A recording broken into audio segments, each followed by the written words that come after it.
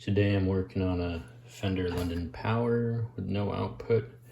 You can get output if you plug into the power amp input. I have traced that the very first op amp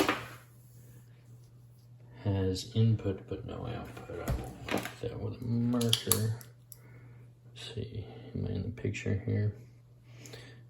This amp's cool because it actually has labeling on the back side of the board, so we can trace this first IC. First pin is right there in blue. So from there it goes 1, 2, 3, 4, and then on the other side 5, 6, 7, 8. 5 is input, 7 is output. So on that pin right there with a probe, there's no output. Could be the op amp, could be surrounding circuitry. I'm gonna pull the board out and see what I can find out.